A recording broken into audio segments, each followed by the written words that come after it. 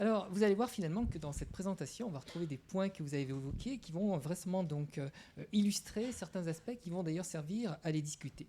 Alors finalement, consommer, c'est quelque chose qu'on fait depuis très très longtemps, depuis la nuit des temps, depuis 200 millions d'années. Vous voyez que finalement, nous venons de la nature et nous consommons les produits de la nature. Ils nous servent, ça représente une plus-value en termes de survie de l'individu et de l'espèce.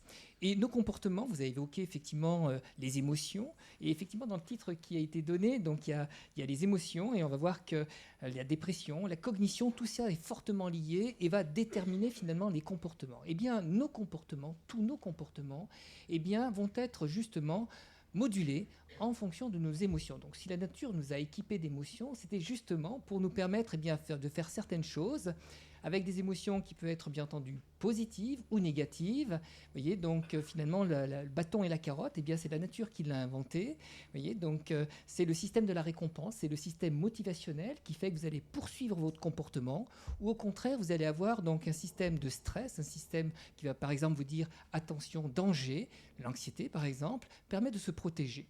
Eh bien, vous voyez, c'est de la même façon quand vous prenez votre voiture, vous allez à un endroit, vous avez un GPS, eh bien, là, vous avez votre comportement qui va être modulé, qui va être adapté en fonction de vos émotions. Vous voyez, donc ce sont des systèmes impliqués dans la survie de l'individu et de l'espèce. Survie de l'individu, manger, on parlera de la nourriture tout à l'heure, survie de l'espèce, se reproduire. Vous comprenez pourquoi finalement les addictions aux aliments et les addictions sexuelles, ce sont exactement les mêmes circuits, les mêmes neurocircuits, on parlait de neurocircuits tout à l'heure, que toutes les autres addictions. Ce qui est très intéressant, bien entendu, tout va bien quand le système fonctionne bien dans une gamme physiologique et ça devient plus problématique quand effectivement on va se retrouver dans des émotions excessives. On parlait justement du trouble bipolaire, soit des émotions donc un peu trop positives ou des émotions trop négatives. Alors ce qui est très intéressant, là aussi la nature conserve tout ce qui représente une plus-value. Vous voyez que finalement, encore une fois, quand on consommait donc des produits, c'était justement pour pouvoir survivre. Eh bien, ce qui est très intéressant, c'est que dans l'évolution, vous voyez qu'il existe un lien entre l'anxiété et le quotient intellectuel. En gros, la nature a sélectionné des gens anxieux, pas trop quand même, parce que effectivement, ça leur permet justement de se protéger plus que ceux qui ne sont pas assez. Alors encore une fois, donc c'est une question de dosage, il faut l'être un petit peu, mais pas trop. Et justement, vous voyez, donc en ce qui concerne les cognitions, finalement, eh bien, les cognitions, elles ne sont pas là uniquement donc, pour nous donner des éléments, on va dire, de réflexion, etc. Tout ceci sert finalement, et je reviens en arrière, à interagir avec l'environnement. Nous sommes dans un environnement et finalement, nous ne sommes pas là isolés à ne rien faire. On va interagir avec cet environnement et on va voir que parmi ces interactions, c'est bien entendu l'autre. On parle très souvent effectivement des cognitions, des neurocognitions, et finalement une cognition extrêmement importante aujourd'hui qui est de plus en plus prise en compte, ce sont les cognitions sociales. Alors, vous voyez, ça c'était avant.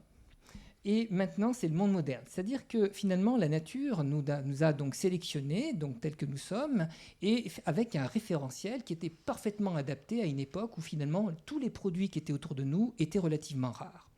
Le problème, c'est que, vous voyez, la nature, donc ce qui était rare avec la nature, naturellement, eh bien, l'homme l'a complètement modifié avec, cette fois-ci, vous voyez, énormément de produits à tous les niveaux, que ce soit bien entendu l'alcool, qui existait déjà à l'époque. Vous voyez, les fruits mûrs, si on aime les fruits mûrs, ce n'est pas par hasard, c'est parce qu'ils sont sucrés, c'est donc de l'énergie, la survie de l'individu, et parce que quand ils fermentent bien, ça donne de l'alcool, et avec l'alcool, on va vers l'autre, et on se reproduit, c'est la survie de l'espèce. Donc, vous voyez... Alors, vous voyez, finalement, donc, la nourriture donc, est abondante, mais vous allez comprendre finalement que c'est une question d'adaptation, comme toujours, car finalement, ce n'est pas propre à l'humain. Vous voyez que même les animaux se débrouillent en fonction de ce qu'ils trouvent. Vous avez les usagers, les patients, ce sont des gens pragmatiques qui font avec ce qu'ils ont sous la main. Vous avez un Bernard Lamitte, voyez, donc avec une coquille classique, et puis un Bernard Lamitte dans un monde moderne qui a trouvé autre chose, mais voilà, finalement, il fait avec. Alors maintenant, si on revient, donc on résume un peu les choses de manière différente, c'est donc un individu qui se retrouve finalement dans un environnement qui est schématisé de cette façon, et autour de cet individu, vous voyez qu'on n'a que l'embarras du choix. Il y a plein de produits ou de comportements potentiellement addictifs. Alors, on a tous une relation un peu particulière avec ces différents produits, ces différents comportements. Là, je vous mets par exemple, il y a des gens pour le sport, ils ont une flèche un peu plus grosse, certains plutôt pour les aliments, certains pour les deux. ce n'est pas problématique tant que la relation que vous avez avec le produit ou le comportement ne dépasse pas une certaine limite. On reste dans l'usage, hein, donc vous voyez, donc là, il n'y a pas de problème. Et finalement, vous voyez bien que la flèche, la façon dont on va la faire plus ou moins grosse, correspond à une stratégie d'adaptation, c'est-à-dire un sujet dans un environnement qui va gérer différentes choses. Vous voyez, quand on parlait de consommation autothérapeutique, et bien finalement, on a des patients où le produit, c'est leur couteau suisse. Il va servir à plein de choses, effectivement, d'où l'importance aussi d'évaluer les motivations de consommation chez les patients. Parfois, les patients ne savent pas le dire spontanément, d'où l'intérêt d'avoir des outils d'évaluation, des questionnaires qui permettent justement de répertorier et d'avoir donc ces éléments de compréhension. Et tout ceci étant complètement évolutif en fonction du temps, en fonction bien entendu du parcours de vie qui peut être effectivement agrémenté de différents événements. Donc, et tout ça évolue énormément. Vous voyez que les addictions d'il y a 20 ans ne sont plus les mêmes aujourd'hui et ça va continuer à évoluer puisque ça va dépendre de tout ce qui sera mis à disposition de l'individu. Donc je disais, tant qu'on ne dépasse pas la limite, ça va. Donc, et lorsqu'on va dépasser la limite, c'est là qu'on va se retrouver dans un trouble de l'usage, puisque c'est la nouvelle dénomination utilisée dans la classification du DSM désormais. Vous voyez, finalement, l'addiction, ce n'est pas le produit, mais bien l'usage qu'on en fait. Alors, vous voyez, finalement, à quel moment on considère qu'il y a usage et trouble de l'usage? Eh bien, c'est une question de curseur. Eh bien, c'est comme ça qu'on va aussi déterminer à quel moment on a de la fièvre, hein, on mesure la température, à quel moment on est hypertendu, on est diabétique, etc. C'est une question de nombre d'items. Et finalement, vous voyez que c'est toujours la même histoire comme les autres maladies. C'est bien donc une maladie qui va s'exprimer chez un individu plus ou moins facilement selon ses propres vulnérabilités, mais aussi en fonction du contexte de vie, l'environnement. Et donc finalement, il a fallu déterminer donc une limite et c'est ça qui va permettre de savoir si les gens donc, vont développer des conséquences ou le risque de développer ces conséquences. Eh bien, vous allez voir dans un instant, je vous le montrerai très brièvement puisqu'on a un temps qui est beaucoup plus limité. C'est effectivement donc dans la classification d'items, le nombre d'items, vous voyez ce qui va permettre de dire entre ce qui est un usage normal et ce qui est un trouble de l'usage. Pour bien retenir ce que c'est qu'une addiction, c'est très facile, vous retenez les 4 C. C'est la perte du contrôle. Effectivement, lorsqu'on a perdu le contrôle par rapport à un comportement, par rapport à un produit, on est dans une problématique addictive. C'est ce craving. Ce craving, c'est ce besoin impérieux, cette relation excessive que l'on a avec le produit, une trop grande proximité vis-à-vis du produit ou du comportement. La compulsion, on va voir effectivement que les patients ont passé de l'impulsion à la compulsion, où effectivement il lutte, il sait très bien effectivement qu'il ne devrait pas consommer, et pourtant il ne peut pas s'en empêcher, et on va voir pourquoi dans un instant, et quelles que soient les conséquences. Perte du contrôle, craving, compulsion, quelles que soient les conséquences, et ce répertoire comportemental, vous pouvez l'appliquer à toutes les addictions. C'est finalement toujours le même système, ce sont toujours les mêmes neurocircuits, et cette perte du contrôle fait qu'il y a une répétition du comportement, il y a un véritable automatisme qui se met en place, une véritable routine. Vous savez très bien que là aussi, les habitudes comportementales font partie de la plus-value de l'évolution des espèces. La plupart des choses, on les fait de manière automatique. Il y a plein de choses que vous faites sans vous en rendre compte. Eh bien, les addictions s'inscrivent exactement dans cette modalité de fonctionnement. D'ailleurs, il y a des patients qui consomment, disent « je ne sais pas pourquoi j'ai consommé ». On est tellement dans des modalités de fonctionnement extrêmement automatiques qu'il y a effectivement des passages parfois qui n'ont pas forcément des éléments émotionnels extrêmement forts, en tout cas que le patient n'arrive pas à exprimer, en plus de la lexithymie dont ils peuvent souffrir. Alors vous voyez que c'est donc une modalité de fonctionnement qui ne sera pas uniquement exclusive à un produit ou à un comportement addictif et qui va donc s'appliquer à d'autres produits. C'est donc une véritable signature comportementale. Alors juste pour montrer très brièvement le DSM avec les différents items, vous voyez, pendant longtemps, il y avait une confusion entre les différents types de dépendance. C'est pour ça que dans cette classification, le terme de dépendance a disparu et on parle d'un trouble de l'usage.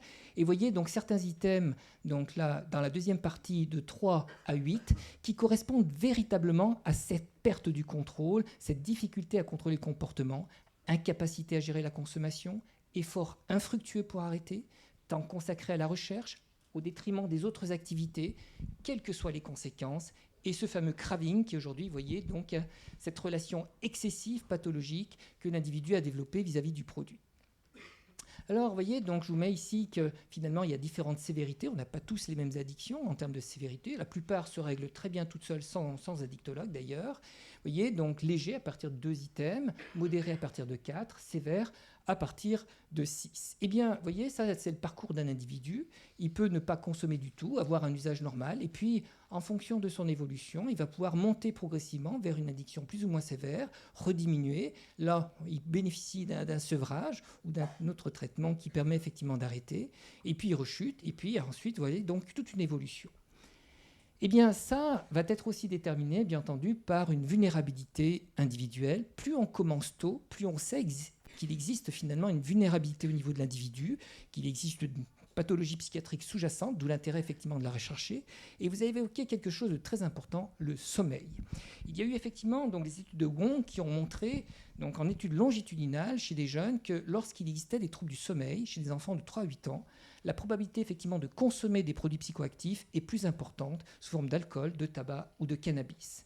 Donc on voit bien que le trouble du sommeil est un facteur prédictif de la survenue des consommations. Et on va le voir dans un instant, non seulement prédictif de la survenue, mais aussi du maintien des consommations et des rechutes. Vous augmentez par 5 le facteur de rechute lorsqu'il persiste des troubles du sommeil après un sevrage. Alors, vous voyez, donc, ces cognitions, ces émotions, à quoi elles servent? Eh bien, elles nous servent, ça c'est un individu qui est modélisé en carré, donc à interagir avec l'environnement et la relation à l'autre. Et vous voyez, là, tout va bien, le comportement est OK. Et certaines personnes vont avoir besoin d'un produit pour interagir.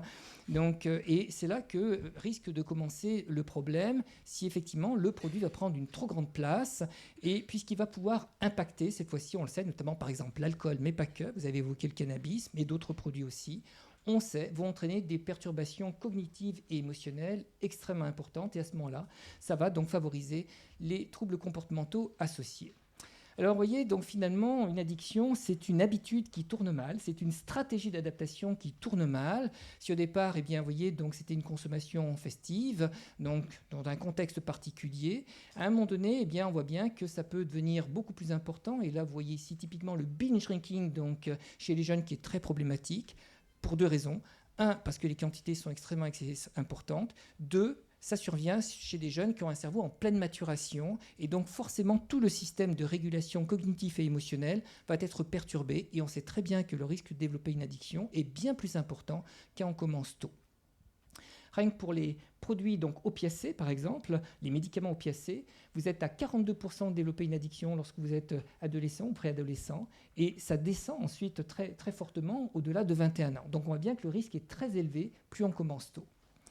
Et alors, vous voyez, donc, là, vous avez quelqu'un qui mange, donc ça fait partie des repas, c'est même inscrit dans des routines familiales, et puis quelqu'un qui, à la fin de la journée, va trouver le besoin, finalement, donc, de s'apaiser en consommant de l'alcool. Alors, ça commence par un verre chez certaines personnes, ça peut finir par une bouteille de vodka, bien entendu, et si, finalement, au départ, eh bien, la personne s'adaptait avec le produit, à la fin, elle ne sait plus s'adapter sans le produit. Vous voyez bien que c'est donc une stratégie d'adaptation, finalement, dont le patient n'arrive plus à s'émanciper, et avec une grande difficulté, vous voyez, donc les patients, et une grande ambivalence aussi, puisque finalement, ils voudraient bien s'en échapper, mais quelque part, ils en ont besoin. On va voir donc dans un instant donc ce fameux craving, qui est un critère majeur. Si au départ, les patients ont consommé parce qu'ils aimaient ça, c'est le liking. Ensuite, ils consomment parce qu'ils en ont besoin, c'est du wanting, même quand ils ne l'aiment plus, le produit, mais ils ne peuvent plus faire autrement. Et vous voyez donc finalement ce fameux craving qui est véritablement revient donc qui est de l'ordre de l'obsession, le passage à l'acte, la compulsion. Vous voyez qu'on retrouve là aussi des similitudes avec certaines pathologies psychiatriques, obsession, compulsion. On est vraiment dans l'intensité de la relation anormale vis-à-vis du produit, donc une relation excessive, comme une histoire d'amour qui finit mal. Alors, vous voyez, donc finalement, c'est donc une stratégie d'adaptation qui tourne mal, une stratégie délétère et qui survient d'autant plus facilement. Vous voyez notre bonhomme, je vais le faire apparaître donc en gris dans un instant, qui sert notamment, vous voyez, donc très souvent donc dans l'aspect relationnel, faire partie du groupe, ça a des éléments identitaires en effet. En tout cas, au départ, il y a cette fonction qui va ensuite se modifier et ceci d'autant plus facilement. Voilà, il est gris. Qu'il a effectivement des difficultés de gestion sur le plan émotionnel, sur le plan thymique, etc. Alors, pour vous montrer à quel point donc, on est vraiment dans des stratégies d'adaptation, on a parlé du circuit de la récompense.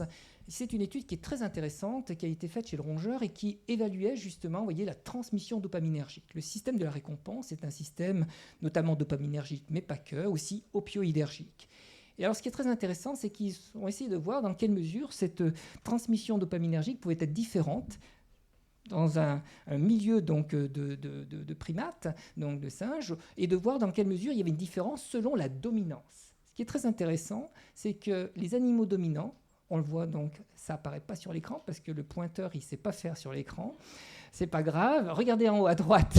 Eh bien, les dominants, il y a une augmentation effectivement de l'activité dopaminergique. Chez les animaux subordonnés, ça n'augmente pas. C'est-à-dire la modification, l'adaptation neurobiologique sur le système dopaminergique se fait chez le dominant, pas chez le dominé. Et alors, vous avez évoqué effectivement donc l'importance de cette transmission dopaminergique. On sait qu'elle, on va le voir dans un instant, elle a un rôle très important sur le plan émotionnel, sur le plan de l'humeur. Eh bien, quand on n'arrive pas à faire augmenter spontanément sa dopamine, eh bien, les animaux subordonnés vont consommer plus de cocaïne. Donc, vous voyez, donc, il existe bien donc, des substratums neurobiologiques à certains aspects, y compris non seulement dans les traits de personnalité, mais y compris, vous voyez, donc, dans sa capacité donc, à s'élever sur le plan social, ce que montre en tout cas cette étude par rapport à des primates. Donc ça, c'est quand même quelque chose de très intéressant. Donc on est bien dans des éléments d'adaptation. Juste pour montrer, vous voyez que les addictions finalement sont très vastes. Je vous montre ici le panorama des différents produits avec l'alcool, tabac, le premier, les médicaments qu'on oublie régulièrement, qui représentent la troisième consommation, et puis les produits illicites avec le cannabis et la cocaïne. Et puis, bien entendu, toutes les addictions dites sans produit, donc les addictions comportementales, et là aussi elles sont très fréquentes. Et finalement, vous l'avez compris, vous allez le revoir dans un instant, quand on a une addiction à un produit, le risque d'avoir une addiction à un autre produit est bien plus important, d'où la règle aujourd'hui que sont les polyconsommations. Nous sommes effectivement, on va le voir, donc, dans une société addictogène.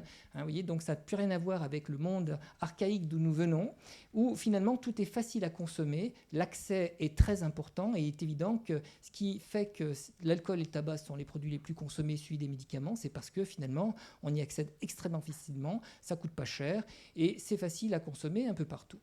Donc une société addictogène, donc liée à son accessibilité des produits, et surtout, voyez bien que c'est tout de suite aujourd'hui. Donc la société veut tout gérer immédiatement, pas souffrir, pas de limites. Effectivement, on va voir dans un instant que l'addiction est donc bien une pathologie des limites lorsqu'on dépasse justement. Et dans la prise en charge, on verra la nécessité justement de remettre des limites, ou en tout cas réapprendre aux patients à mettre des limites. Alors, vous voyez que quand je vous disais qu'on est dans une société addictogène qui revendique le no limit, il est évident que c'est même un élément identitaire, un argument économique.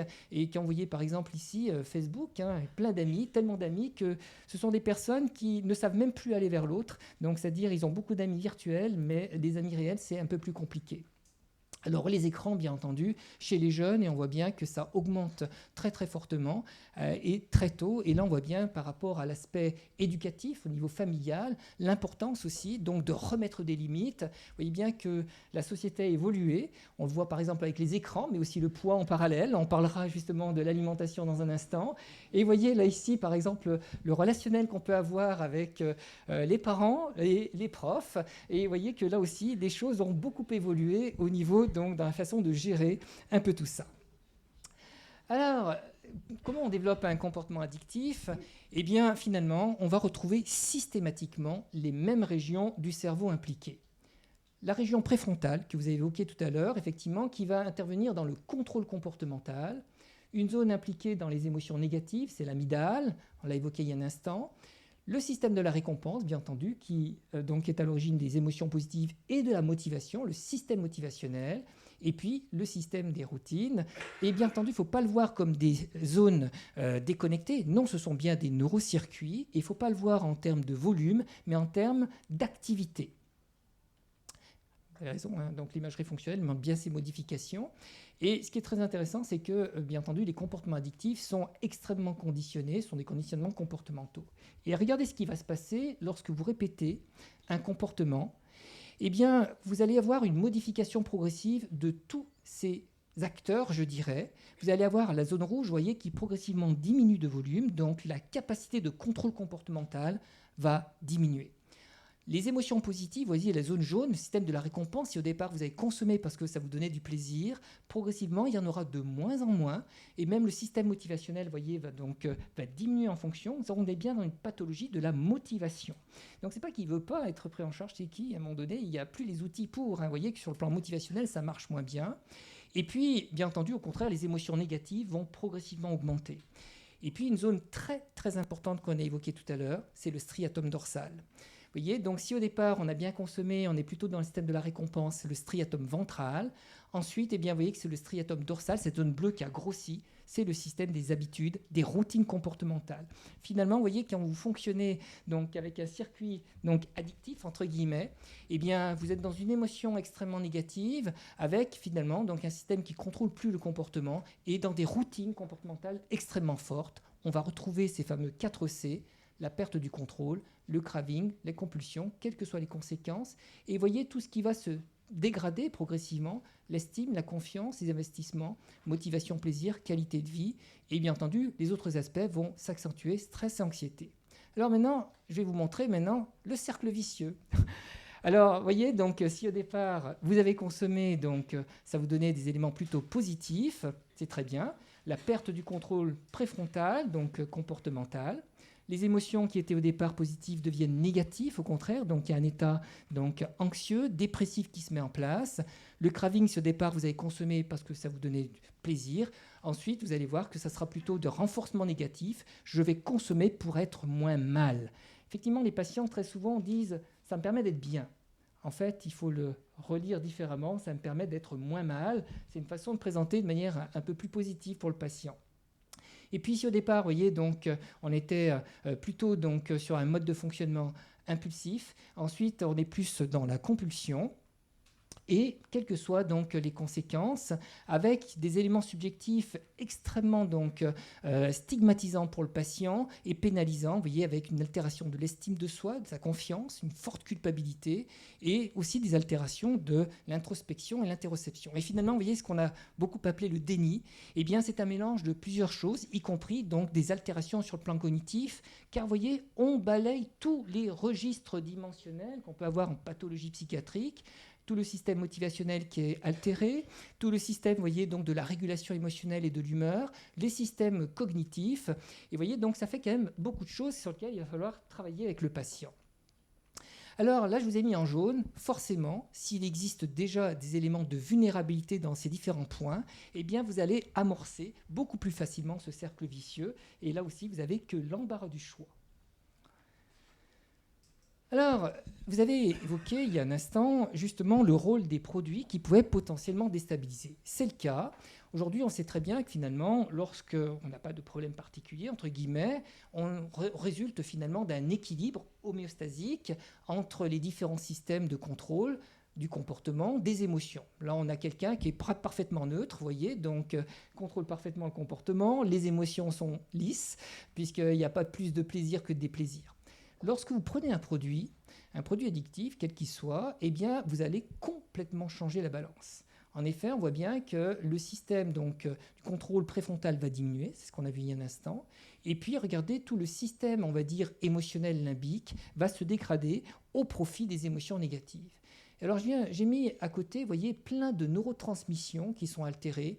Eh bien, ce qui est très intéressant, c'est que la plupart de ces neurotransmissions, de ces altérations, on les retrouve, en tout cas font partie des hypothèses physiopathologiques, des troubles anxieux ou des états dépressifs. Donc ce qui veut dire que les addictions, quelque part, utilisent les mêmes voies finales communes que les pathologies psychiatriques. D'où la coexistence extrêmement fréquente, finalement, entre les addictions et les pathologies psychiatriques, mais aussi, vous voyez, l'aggravation mutuelle entre pathologie psychiatrique et addiction, et on est dans un véritable cercle vicieux.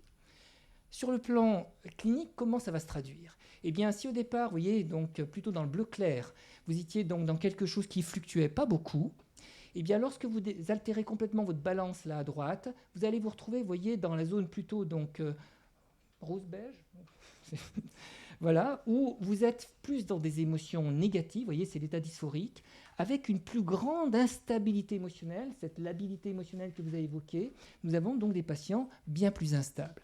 Alors maintenant, vous comprenez pourquoi, quand certaines personnes sont déjà naturellement dans cet état d'instabilité, d'émotion négative, certains vont consommer pour être moins mal. Donc les addictions, il n'y a pas d'addiction heureuse, les addictions sont anxiogènes et dépressogènes. Alors, vous voyez, donc on retrouve nos voies finales communes, donc avec ces fameuses zones, C4C, et après, bien entendu, on va avoir donc des altérations plus ou moins donc différentes selon le type de produit, ses modalités de consommation. Mais chose intéressante, regardez, lorsque justement donc vous finalement vous consommez donc des produits ou vous avez un usage répété de quelque chose, eh bien, en gros, avec ce type d'altération, vous avez une sorte de syndrome frontal, vous perdez la flexibilité cognitive et par contre, vous êtes dans un état de stress chronique et plus vous répétez votre comportement, plus vous diminuez vos capacités d'adaptation. Et donc tout le travail justement qu'il va falloir mettre en place, c'est permettre aux patients de remettre en place des capacités d'adaptation. Alors, vous voyez, donc finalement, nous avons tous ces circuits. Alors, quand ils sont en état d'équilibre, c'est bien, mais ça veut dire que nous sommes tous pré-câblés pour potentiellement faire une addiction, hein, ça veut dire.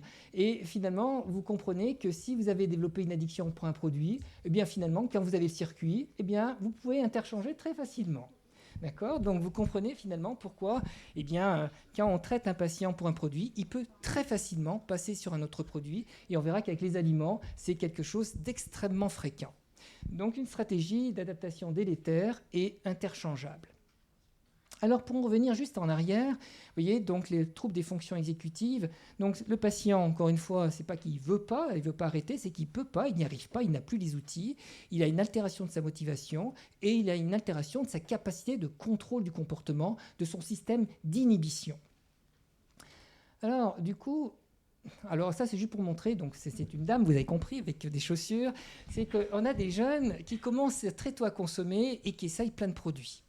Et en fait, ils sont capables de vous dire ça c'est bien, ça me va pas du tout. Donc évidemment, on voit bien que le produit il a un rôle particulier et il est évident que jusqu'à trouver chaussure à son pied.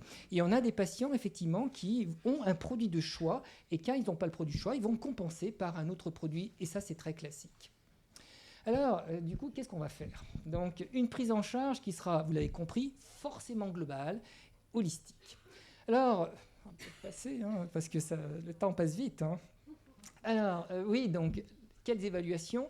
Le craving, on en parle beaucoup, mais finalement, beaucoup ne savent pas ce que c'est et ne savent pas l'utiliser. Je vous ai dit tout à l'heure, finalement, que le craving correspond à cette relation excessive que vous avez vis-à-vis du produit. Et finalement, aujourd'hui, on sait que c'est non seulement un critère diagnostique, mais c'est aussi un critère thérapeutique. Il faut cibler le craving pour être efficace. Et c'est un critère pronostic. On sait que lorsque le craving reste fort, le risque de rechute est bien plus important. On va passer sur les autres aspects parce que ça nous amènerait beaucoup trop loin, juste pour montrer que, effectivement, l'objectif qu'on va cibler, c'est bien le projet de vie, c'est la qualité de vie, c'est ce qui va nous permettre effectivement donc de définir le projet thérapeutique avec le patient. Tout ceci est bien entendu à moduler en fonction bien entendu de ce que veut le patient, de son contexte de vie. Et là, effectivement, on fait parfois comme on peut. Alors, le craving, comment ça s'évalue? Alors d'abord, il faut savoir qu'il existe différents types de craving. C'est ce qu'on évoquait tout à l'heure. Vous voyez, donc ici, c'est l'intensité de la motivation pour consommer et en fonction de la progression de l'addiction. Vous voyez que si au départ, vous avez consommé parce que finalement, ça vous fait plaisir, c'est le craving de récompense, et bien ensuite, vous allez, vous voyez que quand vous n'êtes pas bien, eh bien c'est plus souvent la deuxième partie qui va être importante. Vous voyez, le craving de soulagement. En gros, si au départ vous avez consommé parce que ça vous donnait du plaisir, ensuite vous allez consommer parce que ça va vous soulager. Et on est bien passé, vous voyez, du liking, j'aime, au wanting, j'en ai besoin, même si je n'aime plus. Donc, un critère diagnostic, pronostic thérapeutique. Donc, pour résumer, c'est une sorte de force de l'attachement d'un sujet à un produit, un comportement. Ça résume véritablement la relation addictive. Donc, même si votre patient ne consomme pas, mais qui reste extrêmement attaché, on dit souvent, vous voyez, que l'addiction, c'est une pathologie de l'attachement, mais quelque part, on y est complètement. Eh bien, ce craving, il faut non seulement le rechercher, mais surtout l'évaluer à différents moments de la journée. Il y a des patients qui n'ont aucun craving le matin et d'autres qui vont l'avoir, vous voyez, donc qui est progressé tout au long de la journée. On utilise dans notre service cette échelle qui est très très facile à utiliser et qui permet non seulement de voir la distribution du craving tout au long de la journée, mais d'évaluer son intensité. Et ça permet véritablement de personnaliser le traitement dans sa répartition pour agir là où le patient en a le plus besoin. Donc le traitement personnalisé est véritablement une plus-value. Le sommeil, on va faire vite parce que le temps court, juste pour montrer à quel point le sommeil est important. En gros, quand on dort mal, on n'est pas bien dans la journée, nous sommes d'accord. Eh bien, ça impacte bien entendu sur l'humeur, sur les émotions, les cognitions. Mais regardez, ce qui est très important, c'est que l'altération du sommeil va aussi augmenter le craving, augmenter l'impulsion, augmenter la compulsion. Et donc finalement, vous voyez qu'il y a très souvent des troubles du sommeil lorsqu'on a des addictions. Dans la population générale, l'insomnie, c'est 30%. Si on faisait un vote ici, ça marche à tous les coups. Eh bien, lorsque vous consommez l'alcool, vous avez une dépendance à l'alcool, c'est plus de 80%. Donc vous voyez que le problème est extrêmement fréquent. D'où l'importance de rechercher les troubles du sommeil, parce que là aussi, la prise en charge représente une plus-value. Alors, bien entendu, changer les stratégies comportementales. Donc, quand quelqu'un, finalement, a développé une addiction, c'est donc bien la répétition d'un comportement. L'objectif, c'est justement, vous voyez, on n'a pas le bouton reset comme sur un ordinateur, et on n'a pas une télécommande pour changer de comportement. Donc ça veut dire qu'il va falloir aider le patient à implémenter de nouvelles stratégies. On évoquait tout à l'heure les thérapies cognitivo-comportementales qui représentent effectivement une stratégie aujourd'hui qui est validée, qui est extrêmement efficace et qui va permettre finalement donc d'écraser un comportement. Donc on met en place un nouveau comportement qui permet finalement d'écraser un autre comportement. Et bien entendu, donc en proposant différentes stratégies aux patients. Et il est évident que ça peut être impacté par des aspects motivationnels, des aspects cognitifs. Et il y a des patients d'ailleurs qui peuvent être trop dégradés sur le plan cognitif à un moment donné pour pouvoir justement donc accéder facilement à ce type de thérapie. D'où l'importance là aussi d'évaluer à un moment donné et de proposer éventuellement donc des stratégies de remédiation, de réhabilitation cognitive, mais là aussi toujours de manière intégrée et en fonction de l'objectif. On va passer parce que ça passe vite. Alors, changer les stratégies d'adaptation, l'objectif, c'est pas arrêter de consommer pour arrêter de consommer, c'est véritablement permettre aux patients de réinvestir les domaines de la vie et avoir une meilleure qualité de vie. L'objectif étant justement de diminuer les rechutes. Alors, vous allez retrouver finalement cet aspect qui correspond exactement à ce qu'on a donc dans la réhabilitation psychosociale. C'est bien donc un objectif d'autonomie, donc de restauration de l'autonomie fonctionnelle, mais là aussi ça a une dimension subjective. Certains patients effectivement vont vouloir atteindre certains objectifs et pas d'autres, en sachant que c'est complètement évolutif. On a des patients qui au départ avaient une vision plutôt limitée dans ce qu'ils souhaitaient et finalement s'apercevant qu'ils ont des capacités, ils ont des ressources, car finalement la prise en charge c'est bien mobiliser les ressources de l'individu et de son environnement. Alors, vous voyez, donc on évoquait finalement quelles modalités et puis quels objectifs. En addictologie, notamment l'addictologie de tout ce qui est des produits illicites, nous a montré l'efficacité, la très grande efficacité de la stratégie de réduction des risques et des dommages qui peut aller finalement d'une simple prévention jusque finalement donc à aider le patient à aller donc à une restauration complète. Et c'est le fait d'avoir cette palette multiple finalement des prises en charge qui permet de partir de là où se trouve le patient et de le faire avancer. C'est ce qui représente aujourd'hui la stratégie la plus efficace. Donc restaurer des comportements de santé, mais de manière réaliste et personnalisée. Il est évident que si on demande à un patient d'aller au-delà de ce qu'il peut faire ou de ce qu'il veut faire, il est évident que ça va être difficile, d'où l'importance d'avoir une prise en charge personnalisée sur mesure. Alors, donc, quand je disais donc, un choix réaliste et partagé, un but réaliste et un choix partagé, c'est le patient qui doit être acteur de sa prise en charge. C'est évident que si vous mettez la barre trop haut, ça va être un peu plus compliqué pour le patient. Et finalement, le dictologue, c'est un coach. Lorsqu'on prend en charge un patient, c'est un véritable travail de coaching, vous voyez, donc on définit le cap avec le patient et on va l'accompagner effectivement pour atteindre ce cap. C'est bien le patient qui est acteur, donc c'est en route vers une nouvelle autonomie. Alors, quelle modalité? Je crois que j'arrive au bout de mon temps. On est d'accord, donc on va passer. Alors, juste vous montrer donc le modèle. Donc pendant longtemps, vous voyez, on était complètement focalisé, bien entendu, sur le produit. Et effectivement, pendant longtemps, vous voyez que l'addictologie, c'était finalement en fonction du type de produit consommé. Aujourd'hui, il faut passer à autre chose. Voilà un individu qui est modélisé sur le plan cognitif, émotionnel, les éléments subjectifs. Et vous voyez, la relation entre l'individu et le produit, c'est le craving. Tout ceci dans un environnement, et vous voyez que tout ceci va pouvoir mettre en branle effectivement donc le patient sur le plan émotionnel, cognitif, et finalement tout ceci donc en fonction des conditions de vie. Du coup, la prise en charge va être comment? Eh bien, finalement, donc il faut bien identifier tous ces éléments, parce que là aussi, si on veut faire effectivement une prise en charge personnalisée, il faut évaluer tous ces éléments, toutes ces dimensions. Et ensuite, on va bien entendu définir un projet thérapeutique avec le patient en fonction des buts, des objectifs donc, qui ont été identifiés.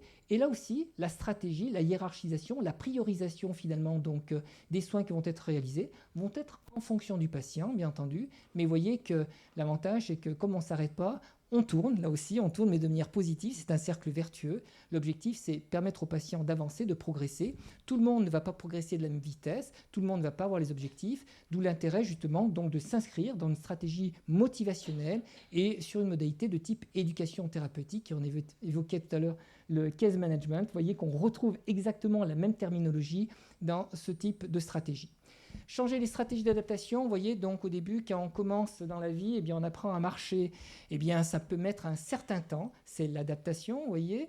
Et quand on est adolescent, c'est là effectivement que beaucoup de consommation commence, et c'est là le problème d'ailleurs, parce que là, il y a tout un travail à faire sur le plan prévention. Je vous montre juste la dualité entre les émotions et le contrôle comportemental. Finalement, lorsqu'on grandit, on prend de plus en plus le contrôle comportemental et on est de moins en moins émotionnellement labile. Eh bien, lorsqu'on développe une addiction, c'est l'inverse. On perd de plus en plus le contrôle comportemental et on devient de plus en plus émotionnellement labile sur le plan émotion négative. Et certains diraient les patients perdent quelques années de maturité en plus. Donc, vous voyez que ça devient un peu compliqué. Et la prise en charge thérapeutique, c'est, vous voyez, on était ici à l'adaptation. C'est donc la réadaptation, c'est permettre aux patients à nouveau donc à réapprendre à marcher dans la vie, c'est retrouver le contrôle comportemental et la gestion des émotions. Juste pour finir rapidement, vous voyez, on a commencé dans la nature, et bien on va finir dans la nature. Lorsqu'on a des modèles donc d'addiction avec les animaux, eh bien la plupart des modèles, les animaux sont seuls, et on sait très bien que les rongeurs sont des animaux sociaux. Lorsqu'ils sont seuls, eh bien ils sont anxieux et dépressifs. Et ils vont se mettre à consommer les produits qu'on leur donne, ce qui est très intéressant dès qu'on enrichit leur milieu, ou lorsqu'on donne la possibilité de choisir avec une récompense naturelle, une petite copine par exemple, ou des petits jouets, et bien tout d'un coup, ils se désintéressent des produits. Et finalement, c'est ce qu'on veut pour nos patients, c'est passer, vous voyez, donc leur permettre de quitter le produit, de réinvestir les domaines de la vie. Vous voyez, donc de manière très simple, finalement, c'est bien le projet de vie, donner du sens. Et du coup, je vais finir avec 2 citations, celle d'Albert Einstein. Celui qui ressent sa propre vie et celle des autres comme dénuée de sens est fondamentalement malheureux puisqu'il n'a aucune raison de vivre. Si vous voulez vivre une vie heureuse, attachez-la à un but et non pas à des personnes ou à des choses. Et Sigmund disait, lorsque toutes les forces de l'âme sont tendues vers le même objectif, le succès est alors garanti. Je vous remercie.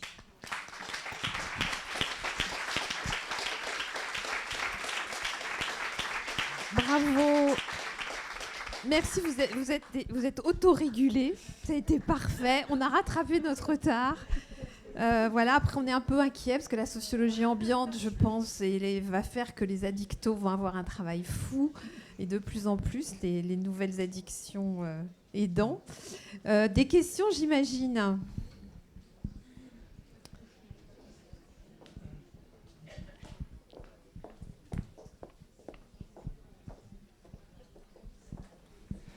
Bonjour, Lucie Penel. Bonjour professeur. Merci beaucoup pour cette présentation que je ne me lasse pas d'écouter.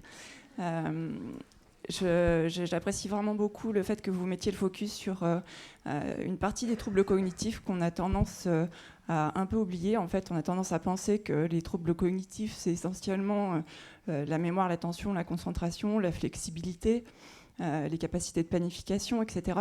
Or, dans votre présentation, on voit vraiment bien que tout l'aspect relationnel est majeur.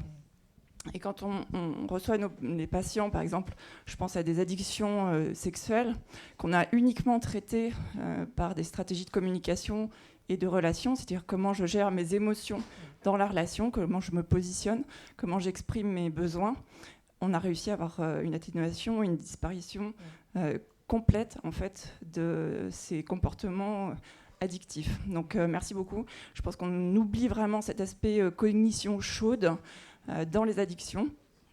Et alors on n'a rien inventé en réhabilitation. On connaît très bien tout ce qui est l'aspect monté en compétences psychosociales. Mais c'est vrai que l'aspect relationnel, la communication et la relation en tant que telle, en addictologie, elle est majeure. Merci beaucoup. Merci pour ce commentaire, absolument, je ne peux que confirmer. Merci. Alors, est-ce que vous pouvez répéter votre question au micro parce qu'on... Oui, On me demande ce qu'est le striatum dorsal. Eh bien, on va dire, le striatum ventral, c'est effectivement le circuit de la récompense, c'est l'aire tegmentale ventrale de noyau accumbens. C'est là effectivement qu'il y a une libération de dopamine. C'est un système à la fois de dopamine et opioïde. La dopamine permet de donner le signal, ça c'est bien, et donc il faut reproduire, on peut continuer. Le striatum dorsal, on est plutôt dans le noyau caudé, le putamen, donc c'est un peu plus haut. Et il y a des connexions, bien entendu, entre le cortex préfrontal et le caudé putamen. Et chose intéressante, vous voyez ce que vous évoquiez tout à l'heure, on disait qu'il existe, y compris dans la terminologie, obsession, compulsion, et bien quelque chose qui rappelle le trouble obsessionnel compulsif. On a exactement les mêmes altérations en termes de neurocircuits dans le TOC et dans l'addiction. Vous voyez qu'on retrouve effectivement beaucoup de parenté. Donc ça veut dire qu'on est vraiment dans des voies finales communes qui vont s'exprimer sur le plan comportemental. Donc il y a effectivement cette altération au niveau du noyau du caudé putamen. Donc le striatum dorsal, c'est ça. Et quand vous développez donc ces routines comportementales, encore une fois, les habitudes, les routines représentent une véritable plus-value en termes de l'évolution de l'espèce. Mais là, encore une fois, vous voyez que l'addiction va juste détourner finalement des systèmes physiologiques. C'est vrai pour le système motivationnel, c'est vrai effectivement pour le système des habitudes. Autre question ?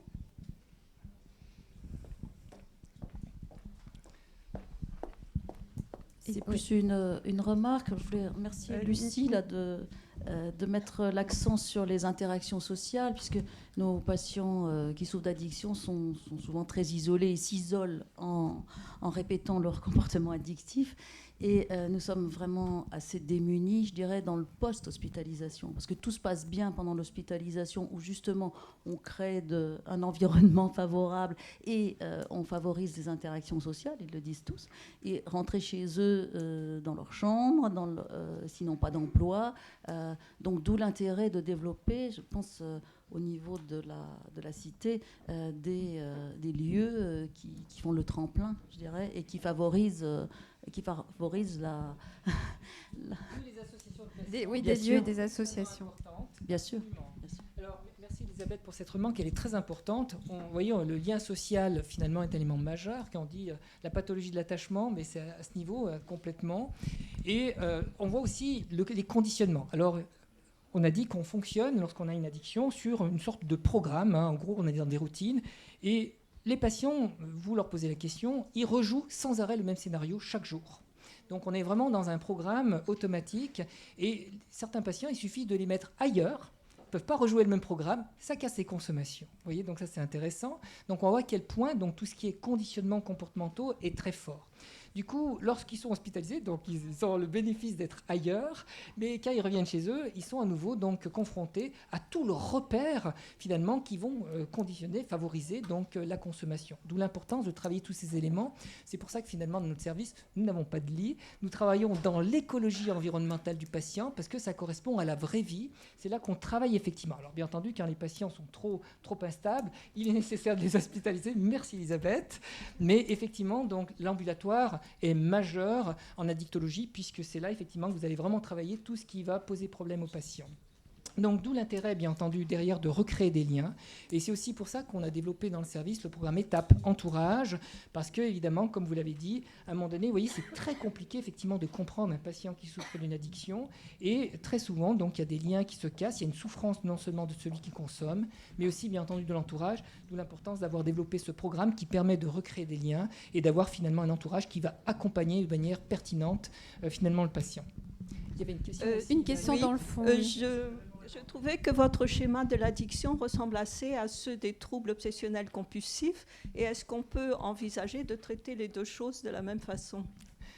Alors, évidemment, il y a des similitudes, vous l'avez compris, de la même façon qu'il existe des manifestations anxieuses chez ces patients, des manifestations dépressives, on peut avoir des éléments délirants, on peut avoir des choses qui ressemblent aux troubles obsessionnels compulsifs, tout simplement pour vous dire qu'il existe, vous voyez, donc, on va dire des voies qui vont déterminer un certain nombre de comportements. Et donc, oui, il y a effectivement des similitudes. Et oui, il y a potentiellement des traitements qui peuvent marcher sur l'un et qui peuvent marcher sur l'autre. Mais là, c'est un peu trop généraliste ce que je vous donne. Vous voyez que ce n'est pas pas toujours très évident. Dans la présentation précédente, vous voyez qu'il y a des choses qui sortent pas forcément. Là aussi, on voit bien que, par exemple, pendant longtemps, on ne comprenait pas pourquoi dans les études alcool, même avec de très grandes cohortes, on avait du mal à avoir donc des éléments de caractérisation très précises. Mais là aussi, la consommation d'alcool n'est qu'un symptôme, ce n'est pas la maladie. Et derrière, il peut y avoir finalement beaucoup de perturbations différentes en fonction des individus. Bonjour Maurice. J'ai retenu... Vous êtes gentil de vous présenter, monsieur. Ah, excusez-moi. Je m'appelle Robert Pelot, je suis le président de Vivre sans addiction. Donc on travaille beaucoup avec Maurice, avec Lucie, tout ça. Donc moi je reviens sur le craving parce que c'est une grosse question au niveau associatif. Quand quelqu'un s'arrête de consommer, c'est le gros point, le craving, le craving, le craving. Donc je l'avais déjà remarqué lors de la conférence, mais il y a cette personnalisation du craving, de définir, etc. À quel moment... donc ça, j'avais apprécié. La seule question que je me pose, c'est au niveau médical, comment ça se pratique ? Alors, vous l'avez là de la même façon, le patient donc rejoue sa partition chaque jour et il est capable de vous décrire son craving exactement qui va se reproduire de la même façon, donc chaque jour à certains moments de la journée, favorisé à certains moments, y compris par certaines situations. Donc le patient connaît très bien, il décrit très bien. Alors après, il y a différentes façons de le prendre en charge. Alors il y a effectivement des prises en charge médicamenteuses, donc, où on va agir sur le moment. Et d'ailleurs, vous voyez bien qu'il y a certains médicaments qui disent donc anticiper le moment où vous pouvez consommer, où vous risquez effectivement, où vous avez envie, vous avez besoin de consommer. Donc on a comme ça des stratégies pharmacologiques qui permettent d'agir dessus. C'est le cas de Celincro, c'est le cas du baclofène, donc sur des médicaments qui vont atténuer. Et puis, il y a tout l'aspect comportemental. Là aussi, donc, il est évident qu'il y a un lien qui est très fort avec l'anxiété. Là aussi, quand on regarde la courbe de l'anxiété, du tonus, de la tension anxieuse au cours de la journée, elle augmente progressivement. Donc, on voit bien qu'il existe un lien très fort entre le craving. Vous avez vu que c'est surtout du craving d'apaisement, de soulagement, et l'anxiété. Donc, forcément, si vous permettez au patient d'être capable de gérer son craving, finalement d'apprendre à le gérer à travers des approches comportementales, relaxation, contrôle respiratoire, etc., pleine conscience, eh bien, vous aidez le patient, vous fournissez des outils à apprendre à gérer donc ses émotions et donc à mettre de la distance par rapport au craving. Certains vont faire des activités, vont sortir, vous voyez, tout simplement donc pour casser la routine, parce que là aussi, ce craving est inscrit dans des conditionnements comportementaux extrêmement importants. Donc, il ne faut pas nacher. Là aussi, en fonction des patients, en fonction donc, des choses qu'on a pu identifier, voir dans quoi ça s'inscrit. Donc, les manifestations anxieuses, est-ce que justement il y a un trouble anxieux sous-jacent qui va nécessiter finalement une prise en charge plus spécifique. Donc, tout ça va être adapté en fonction justement de la caractérisation du patient et des éléments psychopathologiques sous-jacents associés. Merci. Encore une question une dernière question. Docteur Volga, médecin généraliste, comment expliquez-vous certaines expériences de libération d'addiction par des vécus mystiques ou religieux ? Ah oui, puis il y a les fameux, vous savez, on part en Amérique du Sud avec l'ayahuasca, là où... Les lianes, oui. Voilà, c'est ça, toutes ces choses. Non, c'est pas ça. C'est après, religieux, là. Alors, oui, c'est ça. En fait... Spirituel, d'accord. Alors après, de la même façon, il y a des personnes qui avaient des addictions sévérissimes, tombent amoureux, ils arrêtent leur consommation. Il y a des personnes qui, dans la spiritualité, vont trouver un certain apaisement et vont arrêter leur consommation. On a des exemples assez nombreux. En Suisse, il y a le professeur Besson qui travaille beaucoup effectivement sur ces aspects, où on le sait très bien aujourd'hui, il y a des études qui ont été faites en imagerie fonctionnelle qui montrent que très clairement, là aussi, la spiritualité est associée à un certain nombre de modifications, notamment donc, dans la gestion des émotions négatives. Donc là aussi, je dirais, c'est chaussure à son pied. Il y a certaines stratégies, certaines approches qui vont bien correspondre à certains patients et d'autres approches qui correspondront à d'autres patients. Donc oui, effectivement, ça existe. Donc là aussi, c'est trouver un certain apaisement. Des patients vont le trouver à travers des produits, mais vous l'avez compris, les produits sont délétères. L'alcool, c'est un mauvais anxiolytique, c'est un mauvais antidépresseur, puisque finalement, on est encore plus anxieux et encore plus déprimé. Et donc, la spiritualité, sauf si on tombe après dans une problématique sectaire, c'est quand même moins dangereux. Merci beaucoup.